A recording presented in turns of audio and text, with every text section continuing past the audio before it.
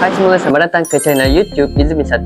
Bersama saya Boboy Halilintar dan juga Figura Halilintar. Tangan saya ni adalah keluaran terbaru daripada Monster Store. Dia keluarkan Gempa dan juga Figura Halilintar. Korang boleh tengok sendiri, tengok detail. Saya akan tunjukkan secara detail dekat dalam video ni. Daripada side tepi ada logo Boboy dan juga QR code. Belakang korang boleh nampak Boboy Thunderstorm dan dekat sini adalah tulisan-tulisan tu. Dan korang akan dapat sekali dengan pedang mini Halilintar. Hanya dua je keluaran terbaru daripada Monster Store. Nampak cun tak? Handsome kan? Sebelum kita unboxing Figura Halilintar, korang boleh subscribe, like, share dan komen dekat dalam video ni. Okey, kita dah pun keluarkan Figura Halilintar daripada kotak tersebut. Dan juga korang boleh nampak lah yang saya tengah pegang sekarang ni.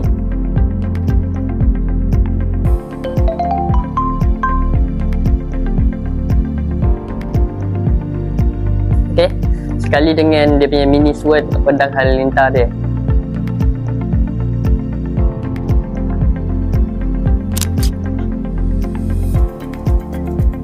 Ini korang boleh cantum menggunakan yang kecil ni.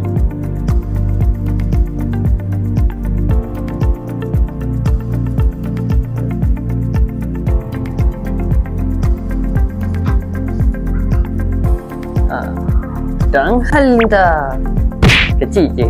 Okey, jom kita masukkan. Korang boleh pakaikan benda ni dekat kedua-dua tangan lah. Nak kanan ke kiri boleh lah.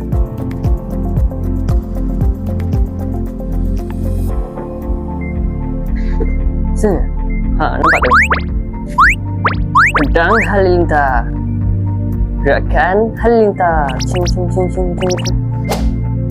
Lawa kan? Handsome. Mestilah handsome, dah Halilintar kan namanya. Untuk korang, video kali ni tak terlalu lama. Sekejap saja untuk saya review Figura Halilintar saya. Dan juga kalau korang nak komen apa-apa dekat dalam video, korang boleh komen.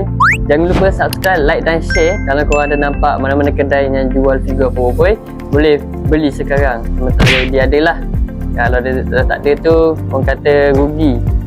Memang tak rugi untuk korang nak buat collection. Macam saya buat collection untuk figura saya.